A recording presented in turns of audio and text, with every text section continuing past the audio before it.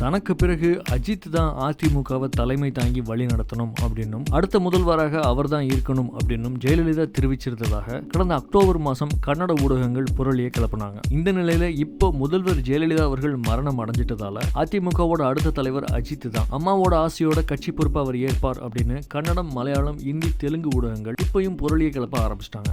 அதிமுகவோட அடுத்த தலைவர் அஜித், அவரை பத்தி நீங்க தெரிஞ்சுக்க வேண்டியவை அப்படின்னு அவரோட திரையுலக பயணம் குறித்து விரிவான செய்தி வெளியிட்டு கன்னடம், மலையாளம், இந்தி, தெலுங்கு ஊடகங்கள். ரசிகர் மன்றமே வேண்டாம் அப்படின்னு கலைச்சிட்டு ஓரமாக ஒதுங்கி இருக்காரு அஜித். சூப்பர் ஸ்டார் விவகாரத்துக்கும் தனக்கும் சம்பந்தமே இல்லைன்னு அவர் பாட்டுக்கு இருக்காரு. இந்த நிலையில அரசியலாவது அஜித் வர்றதாவது அப்படின்னு அவரை பத்தி நன்கு தெரிஞ்சவங்க சொல்லிட்டு வர்றாங்க.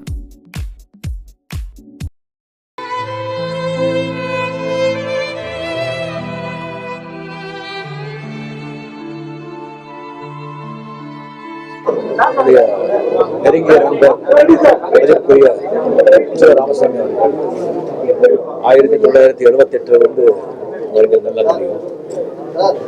சென்னையில இருந்தால் ஒரு வாரத்துக்கு உதவியாவது வந்து சந்திப்பேன், நிறைய பேசுவேன். மதிப்புக்குரிய சோ அவர்கள்